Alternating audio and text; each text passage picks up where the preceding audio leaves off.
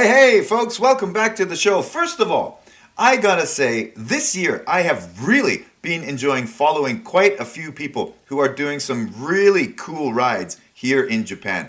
People are posting about their most excellent adventures on Instagram, Facebook cycling groups. I find it really inspiring seeing so many people doing so many cool rides. And in the coming months, I'm really looking forward to having a couple of them as guests on the pod. And I've really enjoyed having some back and forth messages with some of you out there giving it your all. Thank you. I'm always so stoked to see messages coming in and having kind of building a little community around the pod. It's been a lot of fun. Thank you, folks. Thank you for getting in touch. That brings me to today. Folks, I am still super stoked. I am riding a high from what happened this morning. One couple out there who I've had a back and forth with over the last few weeks as they've been planning their Hokkaido trip, I actually got to meet them out on the road today. It's kind of a funny little thing that happened. So, actually, they have actually just cut the Hokkaido leg of their Japan ride short due to the weather and the wind and the scenery not really being up to much at the moment. And they're not wrong. As I've been saying over the last couple of episodes, the weather here in spring can be really foul. And this year's wind has just been really going for it. I mean, plus, the scenery just really is not at its peak in spring here in Hokkaido. Before everything blooms and comes to life, it can be pretty gray and dull. So if you're thinking of spending money to come ride in Hokkaido, spring might not give you the best bang for your buck. But let me tell you this story about how I met Emmanuel Kempeniers and Crystal out on the road today. I'll of course link their Instagram account in the show notes so you can follow along. Now, what these awesome people are doing, they're on a really great Asian cycling adventure. They've been through some incredible places. They've been through Taiwan, Thailand, Laos. They're on this amazing once-in-a-lifetime bike ride. And now they're here in Hokkaido. And again, it's a shame that they've been kind of turned back by the weather, but you can't blame them. The weather has been really bad this spring. Really, really strong winds every day. Rain, it's cold, and at night in Hokkaido, it's really cold. So if you're wild camping, it's not it's not the most fun thing to do. But so this morning, I've got this kind of day off, and I didn't really know I had it off. I'm not the best with schedules. I might have mentioned that before. But anyway, I got this day off midweek. And it was kind of starting to look like I wasn't going to get to meet Emmanuel and Crystal. But today I woke up, day off, and it's gray. It's super windy. It's cold, cloudy. It's drizzly. It's not the best day for a bike ride. And as I've said before, for so many of you out there that are touring, you just kind of push through this kind of weather. Me, I can just hop back into bed. But so I was thinking, well, okay, I'll go for a ride. I'll go for at least for a short ride, you know. But then I was like, oh, wait a minute. No. I know the route Emmanuel is going to be taking today. So I hopped in the car and headed out that way. They were going to be heading south down along Route 275, you know, through Shintotsukawa, Urausu, that area of Hokkaido. So I thought, okay, this probably won't happen because, you know, many times people don't stay on the main roads. They kind of zigzag through farmland. You know how that all goes, right? But anyway, I thought, hey, I'll take a chance. The weather is absolute crap. Let's see if I can go find them. You know, let's go look for the needle in the haystack. So I get in the car, head out along 337, turn left, north up Route 275, and I'm going along, got my eye out. You know, I'm listening to a couple of other podcasts, just having a general nice drive on a gray day. And what do I see up around Urausu? Boom! There they are, in the flesh. the faces behind the messages over the past couple of weeks. It was so cool. It's one of those things. I was just so excited to actually see them there, right? You're like, oh man, this actually worked. There they are. They're all bundled up. They've got, they look like they've got warm. They've got windbreakers on. Their gear's all packed on their bikes. And I'm just beaming. So, I pull over a few hundred meters ahead of them, and then I'm waving them down like, hey, hey! Right? And then, I was like, hey, Emmanuel. He's like, whoa, hey, Marty. I was like, yeah. What are you doing here? It was just this great, really, really cool meeting. So, they pulled over, and, we had a really cool chat at the roadside. And, once the initial kind of surprise and shock of, what are you doing out there? What are you doing out here? Once that kind of wore off, we're talking about their trip, and they've been disappointed with the weather in Hokkaido, but geez, there's nothing you can really do about it. It's that just is what Hokkaido is in spring. As I've kind of said over the last couple of episodes, it's not spring riding in Hokkaido is not easy, and they're turning back. They want to get to Honshu as quickly as possible so that they can enjoy as much time in Japan in nice weather, because riding, honestly, what they're doing, that kind of bike packing in this weather, this year's weather here in spring in Hokkaido it's no fun. So they're going to head for the warmer climes of southern Japan, and I'm just really looking forward to following along with all their other Japanese adventures. So in the next couple of days, they'll be leaving Hokkaido, but hey, I'm looking forward to dinner with you folks tonight. Again, I love meeting you folks out on the road. Today was really cool because I kind of didn't really expect to actually find them, but that was awesome. So Emmanuel Kempeniers and Crystal are out there on the road, and again, follow along with their Instagram, folks. They are doing some really cool stuff out there. Their photography and rides are really, really excellent. Awesome to get to meet them. Myself, so having said that about the gray, the bleak of Hokkaido in spring, last weekend I just had an excellent time out on the bike.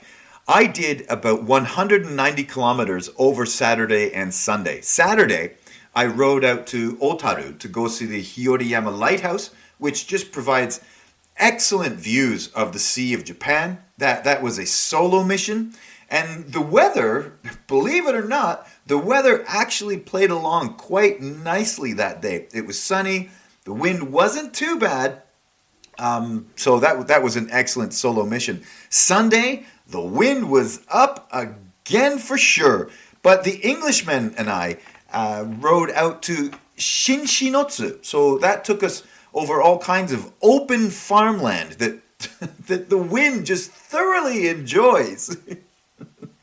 Man, when there's just nothing to block the wind, it can be really harsh, eh? But that Shinshinotsu ride, I think I've talked about it before, but that ride is just flat as a pancake. And of course, there are pictures and video up on the Cycling Hokkaido podcast Instagram page. Now, those two rides, the Hiyoriyama Lighthouse and Shinshinotsu, those are nothing new. Those are kind of stock standard rides for us. But what was new was different trees and cherry blossoms were starting to bloom. I think the earliest trees to bloom here are the magnolias, or kobushi, as they are known in Japan. And their blooms are just beautiful. Just this beautiful color of white. Really, really, really nice to see. And what I really like about them, because they bloom so early, is that you'll be going through a forest of completely leafless, bare, gray, dull scenery. But there will be that one tree with that magnificent splash of white sticking out amongst all the gray. I love those scenes. I find that contrast is really striking. It's just gorgeous.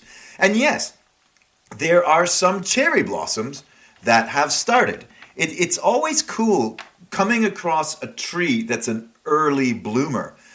Last weekend we were well far away from full bloom, or mankai, as they say in Japanese. But this weekend, as you know, the episodes of the podcast come out every Friday. So the weekend after this Friday, I think the cherry blossoms, the bloom, should be looking really, really good. But folks, also remember, there are more than one kind of flowering tree here in Hokkaido. Some riders and tourists kind of get fooled. It's not their fault. They just don't know, right? So the cherry blossom, or sakura, season visually starts before the actual cherry trees bloom. Now, here are the main lookalikes you'll see. Magnolia, as I've just mentioned, with its big star-shaped white flowers. Then there's plum trees, or ume, and their bloom time kind of overlaps with the cherry trees. And then there are multiple types of cherry trees. You get ones with light pink, super pink, and there are also some called yaezakura that bloom later in the season. So with this mix that actually happens over a couple of weeks is why Hokkaido's bloom window feels longer than down south, right? Down south, I think it might last a week. Hokkaido, it lasts longer than a couple of weeks. All the different kinds of trees that bloom, right? Oh, and I almost forgot, there are crabapple trees as well here. So spring in Sapporo isn't one bloom. It's kind of a sequence: magnolia, plum, cherry tree, crabapple, right? So again, that's why the colorful bloom season lasts so much longer up here in Hokkaido than it does down south. Another thing people are talking about right now, though, is how early this all seems to be happening this year. It used to be May when all this happened, but it started mid-April this year. So it is happening earlier. So what does this mean for bikes? Well, there are places where you can actually cycle among cherry blossoms here in Sapporo.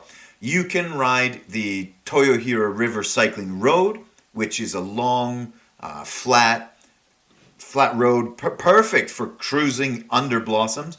Nakajima Park is great if you just slow right down to just kind of roll through the park and soak it all in. Be careful, it can be very, very busy though.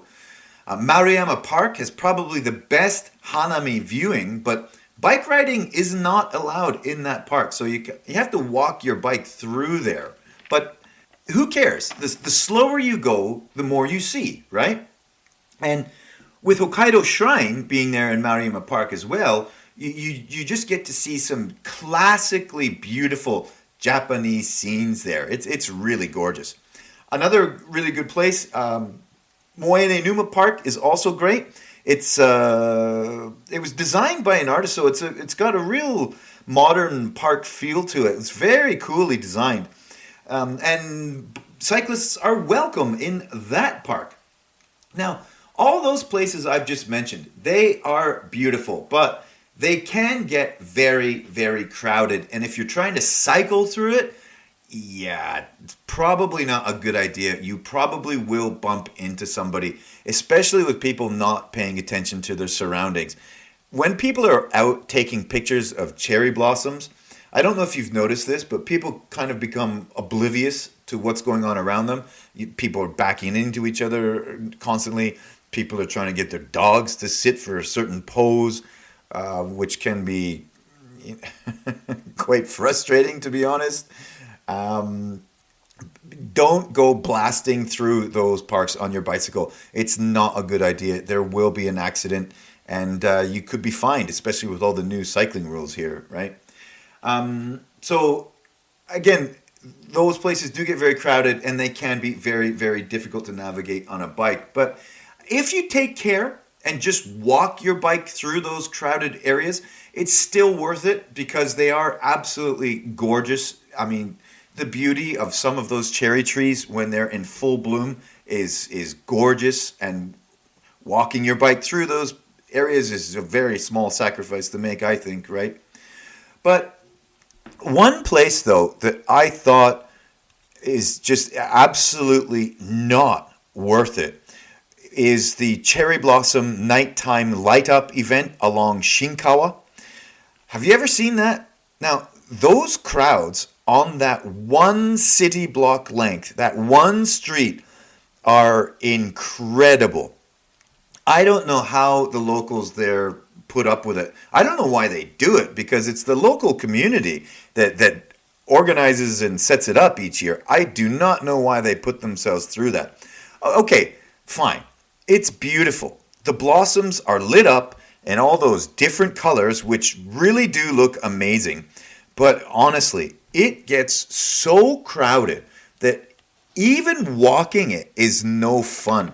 And I don't mean just walking it, getting off your bicycle and walking through with your bicycle. That's a different layer of hell. I did that one year, and it, I got out as soon as I could. There was just no way. I mean, like, people are so tightly packed, just walking. People are so tightly packed into this one small area that at times it actually feels a bit dangerous, because you can kind of only move in the general direction the crowd is moving. You know, have you ever been in a crowd that tightly packed in that small an area? It's unsettling. Honestly, if you're coming and if you're thinking of going to check out the illumination, the nighttime illumination of the cherry blossoms along Shinkawa, to be honest, I'd give it a miss. I will not be going again. It's no fun when it's like that. And again, talking about people being oblivious to their surroundings when they're in cherry blossom areas like that, in a crowd like that, when everybody is just paying attention to the cherry blossoms up on top. Everybody's just looking up. Man, that's just something bad's going to happen there one year. I can feel it. So give that a miss, folks. Anyway, another beautiful park to go check out is Temiya Park in Otaru.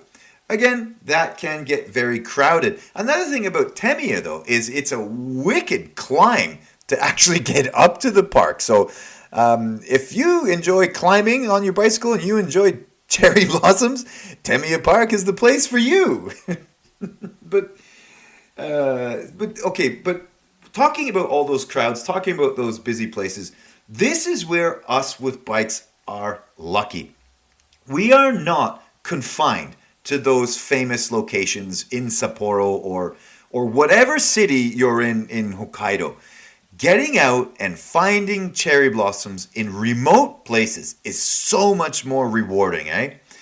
Some of the most beautiful blossoms I've ever found are on the grounds of really remote country shrines where there are zero people. I mean, zero. No cars, nothing. You also find beautiful cherry blossoms along long, lazy stretches of rivers meandering through the countryside.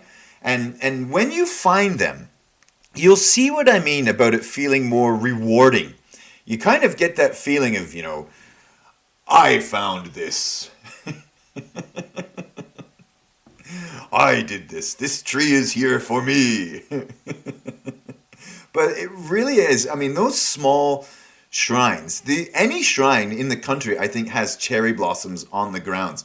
And when you're out in God knows where, in the middle of nowhere, and you find a little shrine dedicated to the farmland in the area or whatever it is, those cherry blossoms are gorgeous because, that feeling of being so removed from the city, you really get the feeling that you're so removed from the rat race.